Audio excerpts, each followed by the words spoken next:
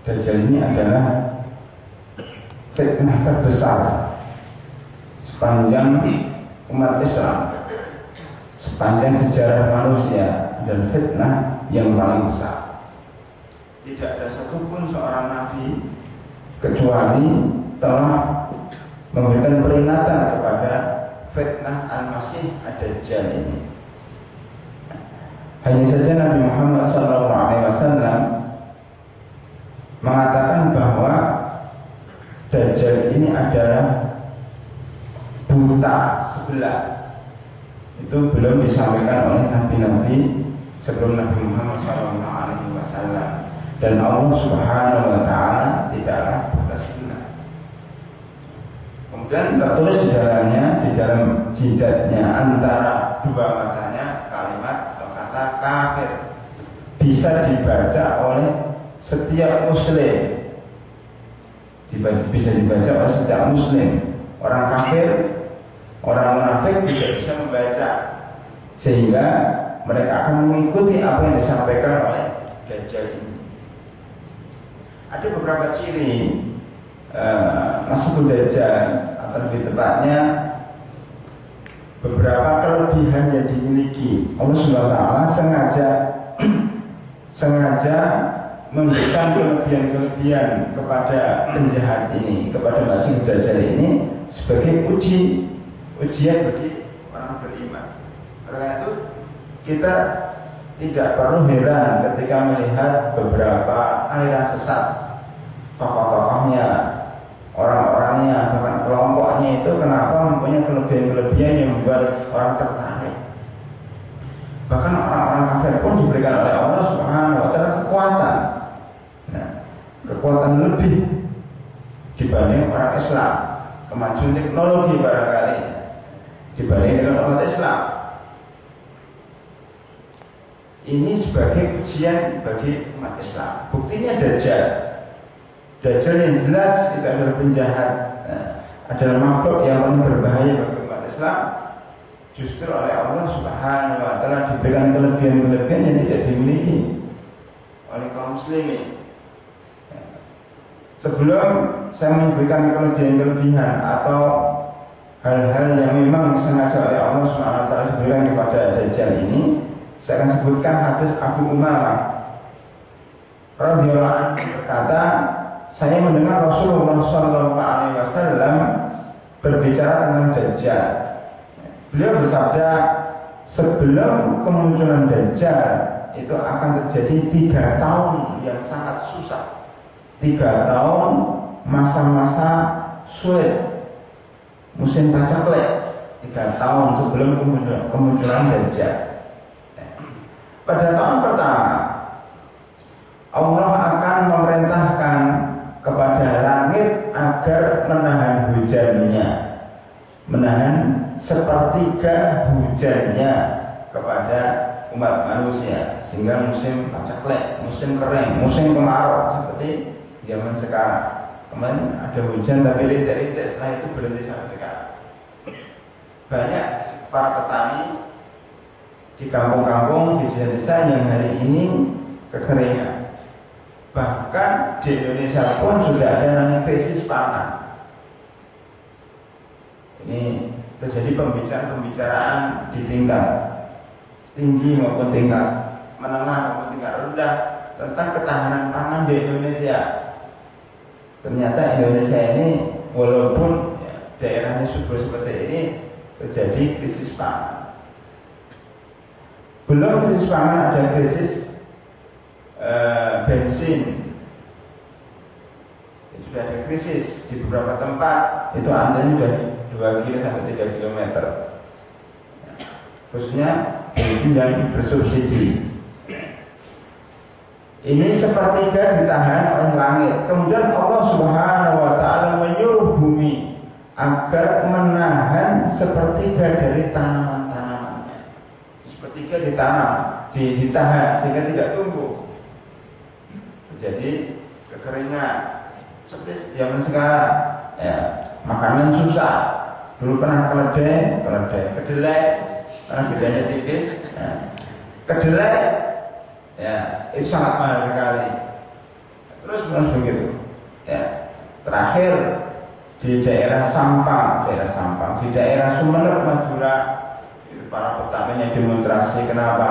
Karena garamnya dihargai dengan 1.500 padahal harga standar 6.000. Ini permainan para tengkulak, para pedagang-pedagang besar itu. Ya, jadi di mana itu jadi demonstrasi menuntut keadilan. Ini memang Allah Subhanahu wa taala merintahkan langit agar menahan sepertiga hujan dan merintahkan bumi agar menahan sepertiga tanaman. Pada tahun kedua, lebih dasar daripada itu, Allah Subhanahu wa taala memerintahkan langit agar menahan 2/3 hujan.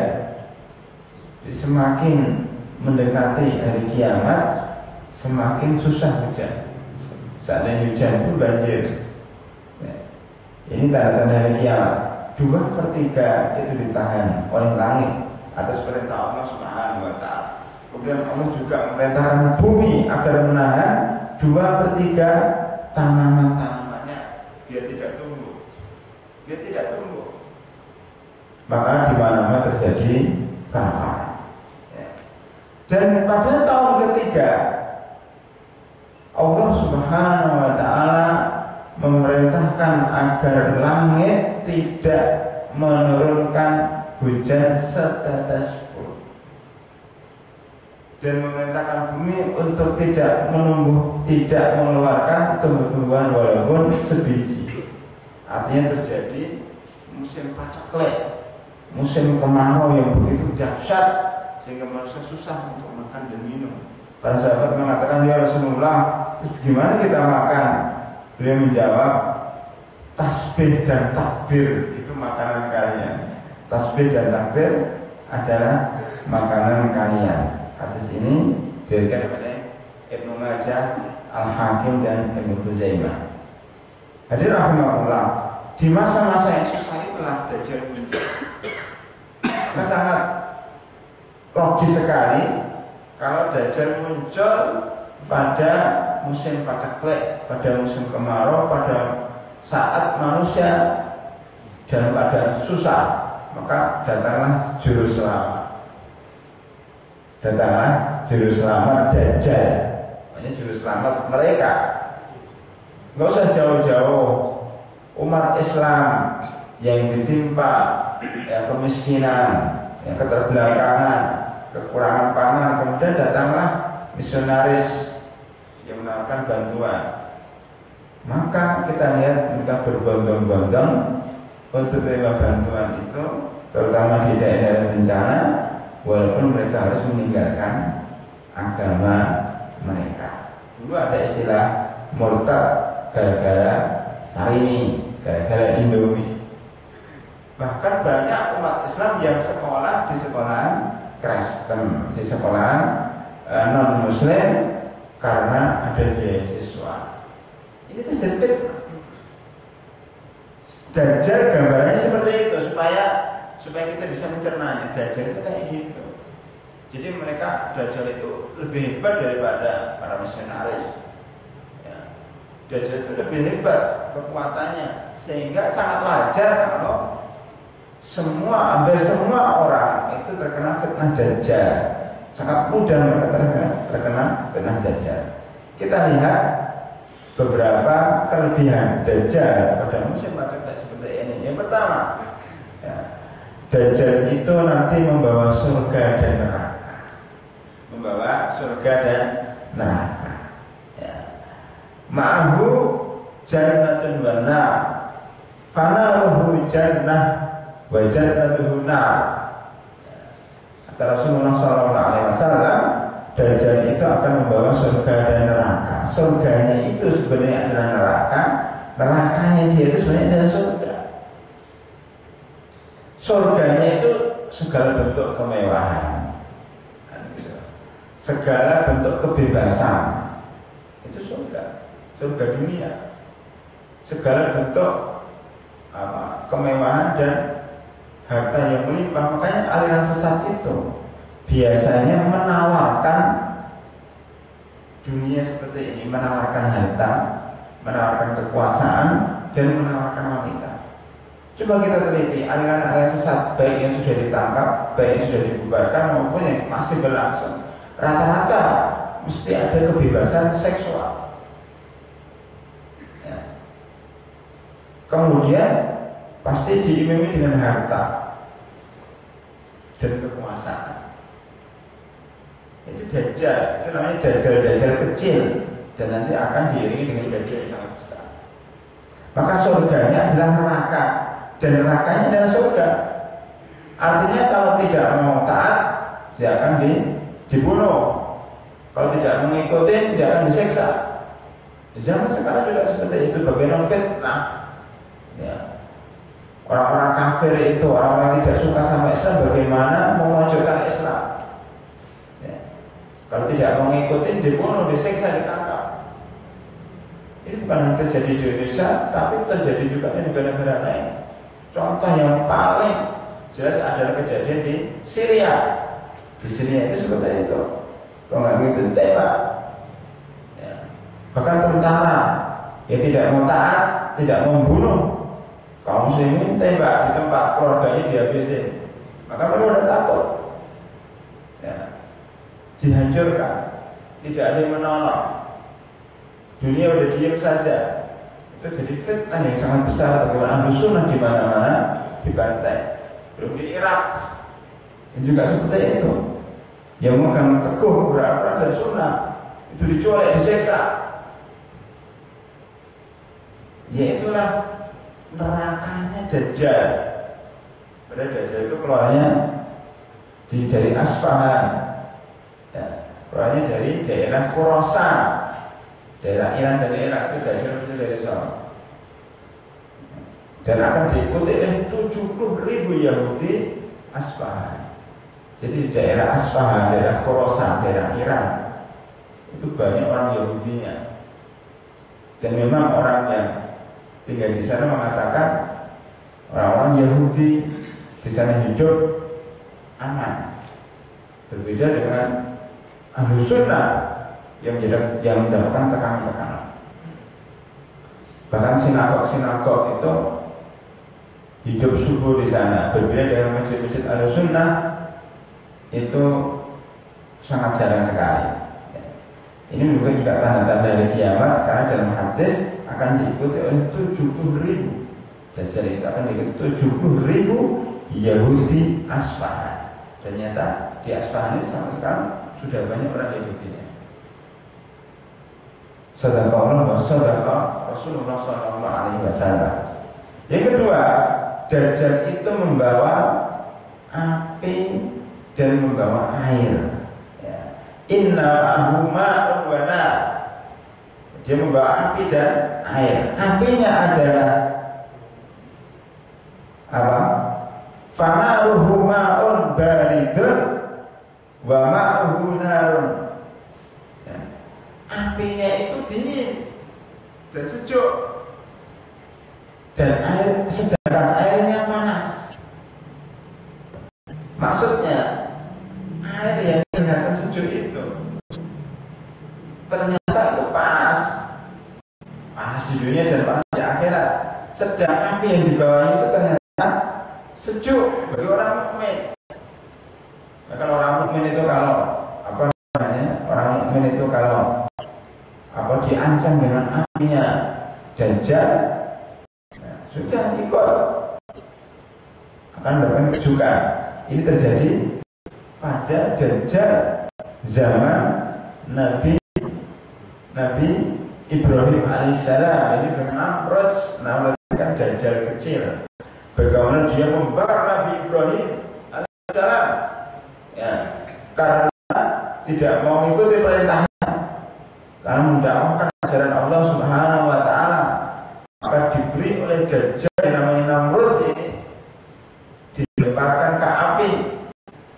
Maka Allah SWT berfirman, Kuni berdan wassalaman ala Ibrahim, wahai api yang panas, jadilah engkau dingin dan sejuk, ya, kepada Nabi Ibrahim. Jadi Nabi Ibrahim di dalam merasa kayak di kulkas kedinginan. Keluar itu subhanallah, sehat walafiat, tidak terjadi suatu apapun karena sejuk, kayak ada AC-nya.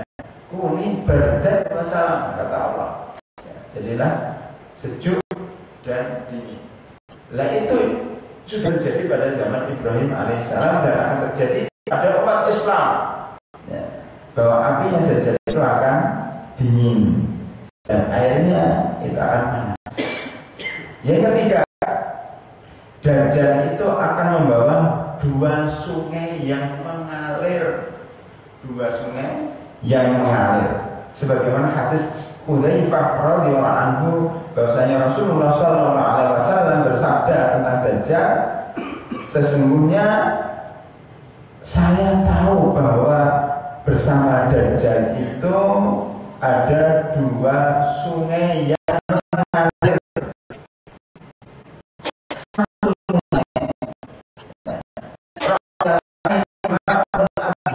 Satu sungai itu airnya itu putih dan api seperti api yang menyala.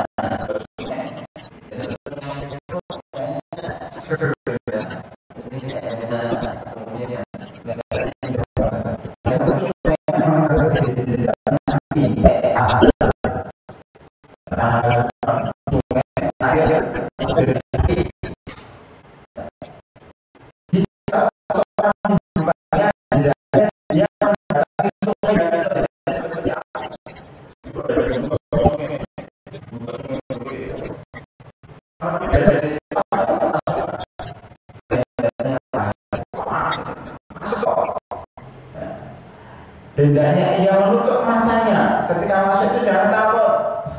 Kata Rasulullah, jangan takut. Kalau takut, tutuplah mata. Jangan lihat itu yang kayak lahar itu. Ya. Kemudian menundukkan kepalanya ditundukkan, lantas meminum darinya karena sesungguhnya ia adalah air yang sangat dingin.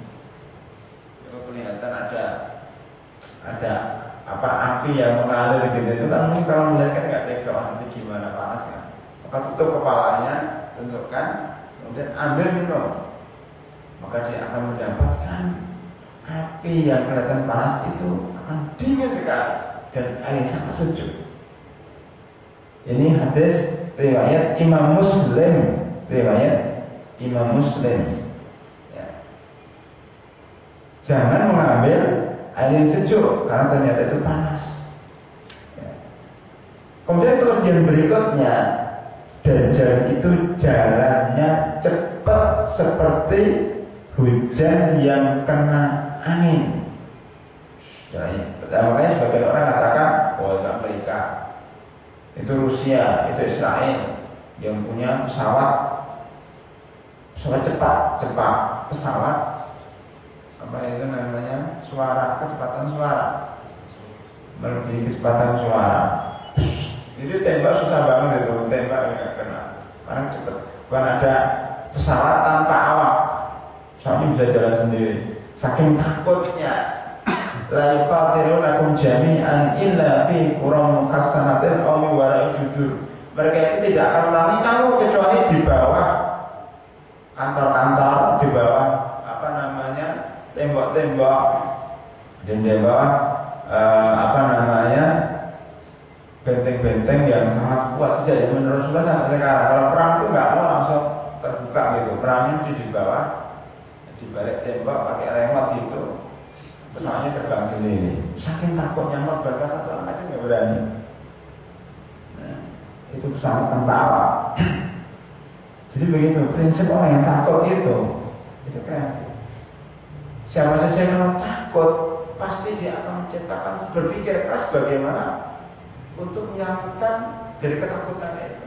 Mesti kreatif. Itu secara psikologis seperti itu. Orang yang takut nggak naik kelas, wah dia pasti belajar sungguh-sungguh, kan begitu. Orang takut terkena tsunami, dia menciptakan alat pendeteksi tsunami, pendeteksi dini, supaya ketika tsunami datang dia bisa tahu. Begitu. Orang yang takut anjing, dia menciptakan masker. Begitu seterusnya. Makanya orang yang takut kemana-mana dia bawa pistol atau bawa senjata, menyatakan senjata. Nah, itulah teori yang bisa diterapkan kepada orang-orang Yahudi. Saking takutnya, mereka berpikir keras bagaimana membuat senjata-senjata. Akhirnya muncullah itu nuklir, pesawat laut dan seterusnya. Ya, termasuk Amerika, karena takut daerah mereka itu karena kabut, gunung-gunungnya sangat besar, sangat luas, hutan-hutan sangat luas, banyak kabutnya. Kalau naik mobil takut ada kabut, maka mereka menciptakan namanya lampu tembus kabut. Orang Indonesia nggak bisa nggak ada kabutnya. Makanya orang Indonesia itu karena dimanjakan, nggak kreatif. Sudah enak gini mau apa? Di daerah Arab, di daerah Eropa dan sebagainya kan kepanasan, maka menciptakan namanya AC. Indonesia nggak panas sejuk, jadi nggak bisa menciptakan apa-apa. Begitu. Makanya ini juga negara-negara yang ya daerahnya licin, daerahnya sering terpeleset, menciptakan ban anti tergelincir. Kita juga di Indonesia ini begitu. Karena mau supaya jalannya bisa enak, terasa teratur, terpikir bagaimana menciptakan jalan yang dicor. Kalau sudah dibuat, berpikir terus. Coba kalau jalannya sejak awal sampai akhir itu bagus, mana terpikir orang bagaimana membuat jalan yang cor-coran, tidak terpikir karena rusak. Dan maunya nyaman maka terpikir. Itulah dari motivasi. Jadi di mana ada tantangan, di dalam muncul ide-ide yang baru. Nah itu terjadi pada Israel, pada orang Yahudi dan orang Amerika. Nah di sini yang menurut para ulama bahwa Dajjal itu berbentuk manusia, bukan berbentuk pesawat, bukan berbentuk negara. Makanya punya jalannya cepat itu bukan pesawat, tapi Dajjal. Jalannya seperti hujan yang ditiup angin, sehingga seluruh dunia itu bisa dikunjungin oleh Dajjal. Semuanya dimasukin, semua kota, semua desa, semua masuk semuanya Dajjal. Dia bisa masuk seluruh kota selama 40 hari. Gimana itu? Ya mereka bisa juga kan? Seluruh dunia 40 hari terlalu lama. Bisa hanya 5 hari keliling gitu. Bisa. Masuk akal gitu ya. Zaman sekarang mungkin saja Dajjal mencetak pesawat dan dia naik pesawat bisa juga. Tapi cara umum hadisnya dia keliling dunia selama 40 hari. Kecuali 2 kota yaitu Mekah dan Madinah itu tidak dimasuki oleh Dajjal.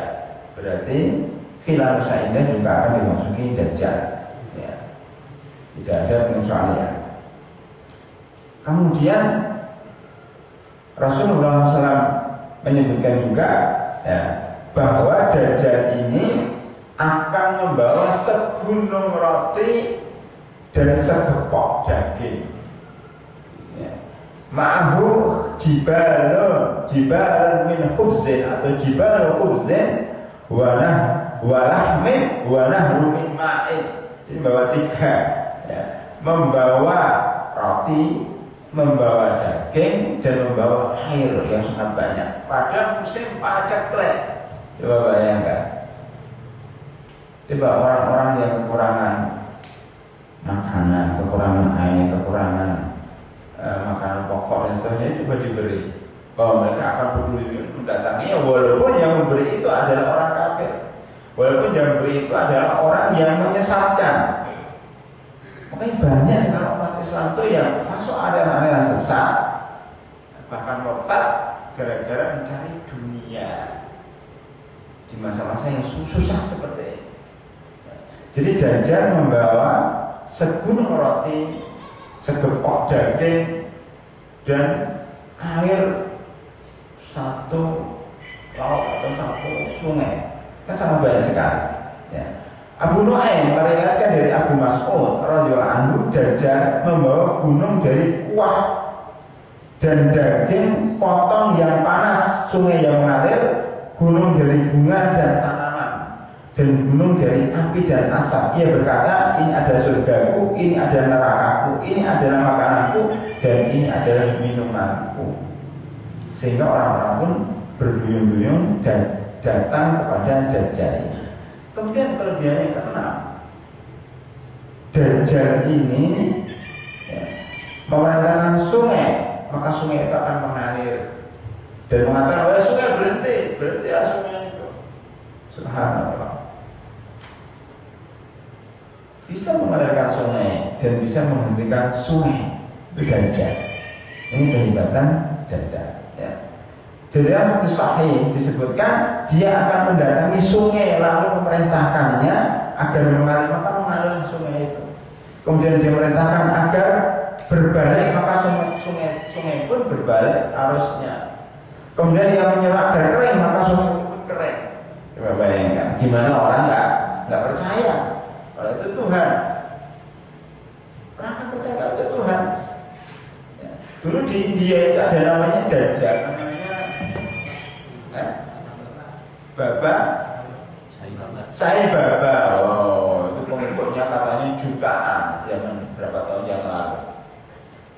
Itu pernah ada buku judulnya Dajjal telah munculnya Dajjal tanda kutip Dajjal Sai Baba. Itu namanya gondrong, negro, pengikutnya juta, bahkan di seluruh dunia. Juga begitu, sakit datang dia sembuh, punya masalah apa sembuh, minta uang aja diberi, punya uang ya tunduk, dijadikan dia Tuhan, nggak tahu sudah mati sekarang. Nggak gitu, nggak ngerti lagi tapi itu. Kalau kita lihat bagaimana gambarnya, bagaimana filmnya, videonya, subhanallah ya. Dia itu pokoknya kayak Tuhan begitu. Bisa apa saja. Ya, ketika dia berdiri itu ribuan jutaan orang ikut tunduk kepada dia apakan juga mau. Ini Dajjal kecil, ini baru Dajjal kecil ini. Nanti Dajjal besar lebih dahsyat dan lebih hebat daripada hanya seorang Sai Baba. Sai Baba buta enggak ya? Enggak, bukan Dajjal. Ya ini mungkin temannya Dajjal. Ya. Kemudian Dajjal ini keluar pada saat krisis agama dan ilmu. Ini perlu kita garis bawahi. Keluar pada saat krisis agama dan ilmu. Jadi selama kita masih ada pengajian, kita masih ada sholat jamaah, ya, insya Allah Dajjal belum muncul. Jadi muncul ketika masjid sepi, ketika nggak ada khalaqah ilmu, ketika ilmu sudah ditinggalkan, nggak ada pengajian lagi, nggak ada membaca Al-Quran lagi, maka Dajjal muncul. Walaupun sekarang sudah mulai, ya kan? Sudah mulai. Kita ini dibandingkan dengan manusia pada umumnya, kita sangat minoritas sekali. Yang mau belajar itu siapa lagi subuh? Itu sangat sedikit sekali dibanding dengan dangdut saja, nggak ada apa-apanya. Nggak ada apa-apanya. Itu Senayan itu bisa penuh.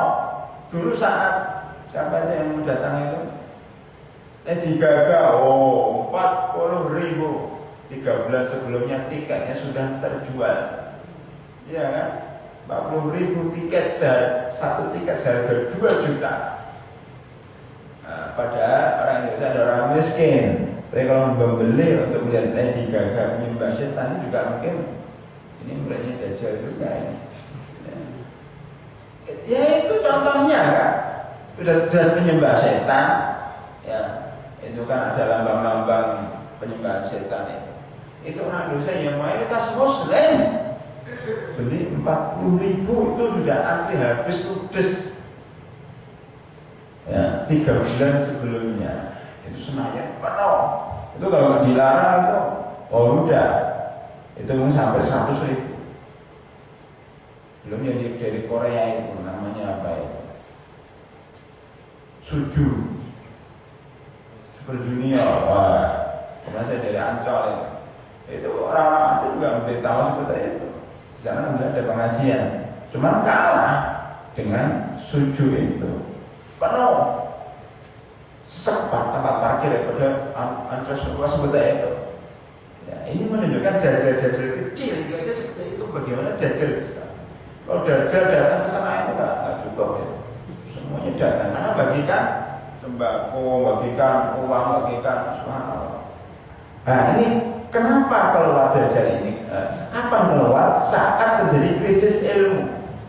Berkata, siapa namanya ini? Hudzaifah berkata, kalau seandainya dajjal keluar pada zaman kalian, pada zaman sahabat, pada zaman tabi'in, pasti akan dilempari oleh anak-anak ya, dengan batu, bahkan akan dilempari dengan roti. Namun dajjal itu keluar saat krisis ilmu. Orang sudah tidak peduli lagi dengan agama dan ilmu itu, sehingga sudah sangat bodoh dengan agama dan ilmu, sehingga mereka tidak tahu kebenaran, tidak tahu kebatilan, akhirnya mereka ikut saja. Jelas-jelas aliran sesat ya, dikatakan itu tidak sesat. Gimana? Jelas-jelas itu penyembah setan dikatakan seni. Terus apa lagi? Susah. Dan itu diikuti oleh masyarakat banyak. Ya. Ini sekarang walaupun belum kiamat, tapi sudah tanda-tanda kiamat. Masyarakat sudah sangat-sangat bodoh. Jadi kita itu susah. Yang kita itu umat Islam itu hidup yang sangat itu susah. Gimana? Masyarakat sudah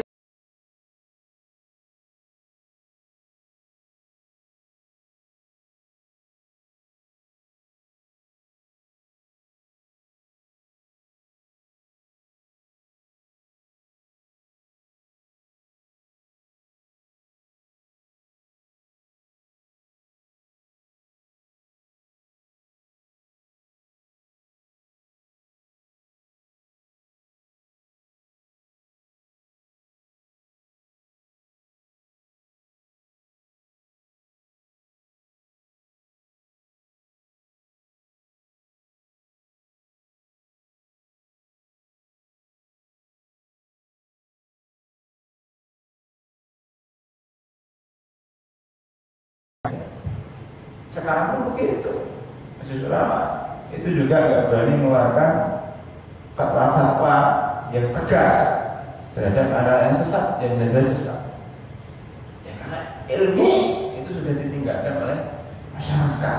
Bahkan kata ulama pun tidak berani tegas, ya karena fakta-fakta tertentu, karena dunia, karena kepentingan politik dan seterusnya. Bermasalah. Bahkan ada orang yang bukan ulama ketika mengatakan sesuatu yang benar itu pun dipanggil dan disidang gara-gara menyampaikan suatu kebenaran. Susah sekarang semua apa kita. Nah ini apa namanya susah pada zaman yang krisis ilmu dan agama ini dajjal akan muncul. Nah nanti makanya jadi dajjal ini akan di akhir nanti dajjal itu akan bisa membangkitkan bapak dan ibu yang sudah mati. Dia datang kepada orang perempuan biasanya, dia pengikut dajjal itu pengikut perempuan. Itu, wahai fulan, gimana kamu percaya enggak kalau saya bisa menghidupkan bapak dan ibu kamu? Seandainya benar saya bisa menghidupkan, kamu beriman kepada saya, kamu mengaku bahwa saya adalah Tuhan kamu. Ya, kemudian dihidupkan bapak dan ibu. Apa benar seperti itu? Ternyata setan, dua setan membantu. Yang satu pura-pura jadi bapaknya, menyerupai wajah bapaknya. Yang satu menyerupai wajah ibunya. Datang itu, halo itu ibumu itu udah bangun lagi, bapakmu sudah hidup lagi. Ya kan? Berarti saya bisa menghidupkan bapak dan ibu kamu. Sekarang percaya nggak bahwa saya dan Tuhan kamu? Ya saya percaya bapak dan Tuhan saya. Maka menyembah orang itu, padahal itu adalah setan. Bapak dan ibunya tadi itu setan yang menjelma. Maka dajjal itu akan dibantu dengan setan. Saking bodohnya umat Islam, sehingga apapun yang disebutkan itu akan diikuti. Contoh yang paling mudah pada zaman sekarang bagaimana seorang bocah yang namanya Poniran atau Ponijan? Poniran ya? Ponari. Ya. Bagaimana batu ya bisa sakit mandraguna subhanallah yang datang itu ribuan. Ya. percaya begitu saja. Umat Islam itu bahwa ini bisa menyembuhkan batu, itu bisa menyembuhkan. Nah ini kan fitnah. Walaupun saya nggak katakan pengaruh itu dajjal, tapi itu fitnahnya seperti itu, bodohnya macam seperti itu. Bahkan yang lebih kaget lagi di Solo itu. Saya orang Solo tapi nggak pernah lihat bagaimana kerbo bule yang namanya Kiai Selamat dan pelecehan sama ulama itu kerbo kalau dikatakan kiai, berarti kiai itu kerbo juga. Itu kan, tapi itu diterima oleh masyarakat namanya Kiai Selamat. Kiai Selamat lah gitu.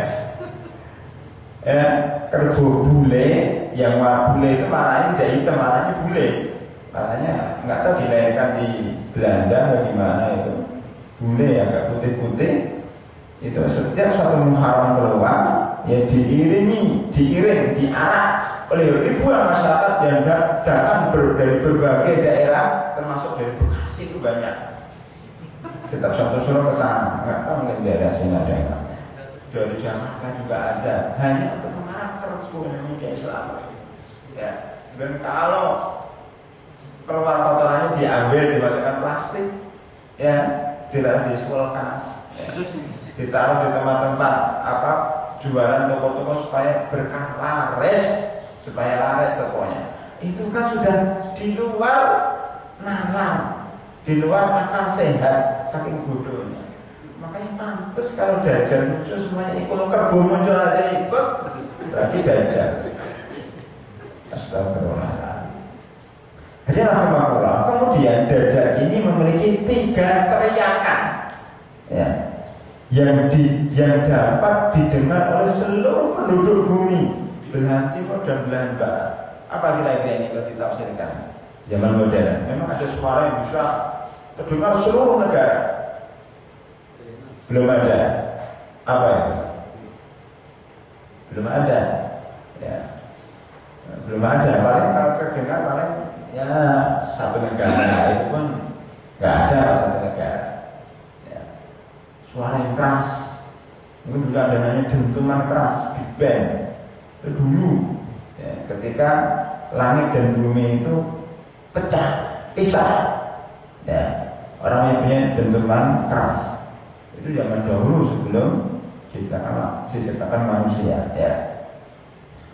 Rasulullah SAW bersabda di dalam hadis diriwayatkan oleh Imam Al-Hakim, dia memiliki 3 teriakan yang terdengar oleh penduduk bumi timur dan barat. Dia akan mengambil burung dari angkasa. Oh, burung di angkasa itu tinggal diambil aja oleh Dajjal dan memanggangnya di matahari. Jadi tempat pemanggang itu matahari. Ya ada burung itu lagi terbang, diambil aja plak, dipanggang. Oh hebat banget ya kan, burung di angkasa bisa diambil, kan hebat ya. Makanya banyak orang yang percaya ya. Kesembilan, sehari 3 kali mencebur ke laut dan air laut tidak mencapai pinggangnya. Orang katakan kapal selam Ustaz. Itu ada kapal selam itu kan, kapal selam itu kan nyelam tapi mungkin apa namanya tempat untuk melihat itu kan bisa ke atas, kapal selam kan. Dan kapal selam kan masuk ke laut semua, ternyata nggak cocok. Ini pinggang, jadi lautnya itu hanya di pinggangnya aja, nggak tahu sebesar apa belajar itu. Ini kadang-kadang memang kita ada bingung ya, belajar itu sebesar apa? Kok bisa air laut itu hanya sampai pinggangnya? Kemudian dia salah satu tangannya itu lebih panjang, ya. Yang menjulur tangannya itu ke bawah lautan mengambil binatang-binatang itu. Jadi kepengen ikan paus diambilnya itu aja, kepengen ikan hiu diambilnya, ikan apa saja diambil, kepengen apa? Ya, yang dasar lautan itu kayak kita di kolam lah, kayak anak kecil main, ya kayak gitu. Saking hebatnya. Maka tadi ada sebagian mengatakan itu kapal selam. Kapal selam itu kan bisa mengambil apa saja kan dari dasar lautan. Walaupun penafsiran itu terlalu jauh kalau kapal selam. Tapi sementara walaupun kita bingung, udah apa adanya. Pokoknya gitulah. Dajjal itu kalau masuk setiap hari itu 3 kali itu mandi di laut. Ya. airnya sampai pinggang. Apa mungkin air laut di pantainya aja? Tidak tahu, tapi yang jelas dia masuk laut, lautnya sampai pinggangnya aja, dan dia bisa mengambil apa yang diinginkan dari binatang-binatang laut. Ya. Kemudian yang ke-10, dia menyuruh benda-benda mati dan hewan-hewan, mereka pun patuh. Wahai tiang listrik jalan-jalan ya, kan begitu. Tiang listrik jalan-jalan, wahai pohon gerak-gerak. Ya dulu kan, zaman Nabi Musa alaihissalam, ini kita pernah ingat bagaimana batu itu bisa jalan. Kita percaya ini terjadi dalam sebabnya surat Ahzab terakhir itu ya. Itu Nabi Musa kan lagi mandi, iya kan? Zaman orang Yahudi dulu kalau mandi bersama-sama. Sekarang ada di salah satu pesantren ya di Jawa lah, itu pesantren pada pesantren tahfidzul Quran, saking bodohnya mungkin ya. Itu pesantren itu kalau mandi bersama. Masa benar saya pernah di situ. Jadi tahu kalau mandi itu bersama. Kecuali saya. Saya teringat Nabi Musa. Tapi saking bodohnya, udah saya lakukan sama kiainya, Pak Kiai itu anak-anak kalau mandi bersama nggak boleh. Berarti nggak boleh, tapi santainya tetap aja. Jadi kalau mandi bersama biasa ya. Saya tanya sama saya, kenapa mandi bersama? Kan sama-sama juga alatnya. Pak, waktu itu saya masih mahasiswa sama-sama. Kalau saya kalau mandi sendiri ditutup pintunya. Nah, ini pada zaman Yahudi juga seperti itu, orang Yahudi kalau mandi bersama kecuali Nabi Musa. Ya, maka kalau mandi itu nyari tempat yang terpencil. Dan orang-orang Yahudi mengatakan waktu itu, ya orang Yahudi ya mengatakan, Nabi Musa ini mungkin alatnya mungkin cacat, makanya enggak berani mandi sama kita. Itu ya kan begitu orang Yahudi itu ya. Akhirnya Allah Subhanahu wa Ta'ala kepingin membersihkan nama baik Nabi Musa agar tidak dituduh seperti itu. Caranya bagaimana? Caranya seperti itu, ketika beliau mandi, kan mandi biasa bajunya ditaruh di batu, kan di sungai mandi di batu. Karena oleh Allah SWT, wahai batu berjalanlah. Nah, gitu. Maka batu itu jalan. Nabi Musa ketika selesai mandi mengambil bajunya, loh mana bajunya? Bukan cerita paling kondang apa ini? Cerita ya yang bidadari turun mandi di sungai kemudian diambil Jakarta tingkir. Bukan itu. Ini benar sih. Jadi jalan gitu batunya. Nabi Musa marah, wahai batu, kamu gimana? Bawa dikejarlah batu itu. Tapi batu itu dikejar, lari dia kayak punya kakek itu. Sampailah batu itu di depan orang-orang Yahudi yang lagi ngobrol itu, lagi ngobrol orang Yahudi yang suka orang-orang Nabi Musa itu. Batunya lewat situ sengaja, ya Allah SWT dilahirkan itu. Nabi Musa kan dalam keadaan nggak pakai baju, ngejar batu itu. Secara tidak sengaja orang Yahudi melihat, begitu, melihat punyanya Nabi Musa. Oh, ternyata lebih bagus daripada punya kita. Oh, berarti ternyata kita itu salah. Maka turunlah itu, ya ayyuhalladzina amanu la takunu kalladzina adaw Musa fabarra'allah mimma qalu wa kana indahu wajhiha. Wahai orang-orang beriman, jangan kamu seperti orang-orang yang suka menjelek-jelekan Musa. Kemudian Allah membersihkan nama baiknya. Sesungguhnya Nabi Musa itu di sisi Allah sangat mulia. Itu dalam di akhir surat Al-Ahzab. Ya. Nah ini menunjukkan bahwa batu pada zaman dahulu bisa berjalan, dan nanti Dajjal itu ternyata juga bisa memerintahkan batu jalan-jalan. bunuh nggak ada. Ini sehingga banyak orang terkecoh, dikira Dajjal itu adalah Tuhan. Maka pantaslah para hadirin kalau Dajjal ini menjadi fitnah terbesar sepanjang sejarah kehidupan manusia, karena ternyata mampu mengerjakan segala hal, tentunya dengan izin Allah Subhanahu wa Ta'ala. Itu kita pernah nanti akan sampaikan bahwa ini bisa membelah. Jadi ada orang Muslim, orang Muslim saya Dajjal mau beriman, nggak mau. Orang Muslim kan dibelahlah kepala orang Muslim jadi dua bagian, bro, gitu pakai pedang, terbelah bagian. Kemudian balik lagi. Sekarang mau beriman, enggak, belah lagi. Oke itu canggihnya Dajjal itu. Makanya siapa yang tidak takut dan tidak beriman sama Dajjal? Sedikit sekali yang benar-benar beriman kepada Allah Subhanahu wa Ta'ala di zaman di mana agama dan ilmu sangat sedikit sekali. Ya, seperti zaman sekarang.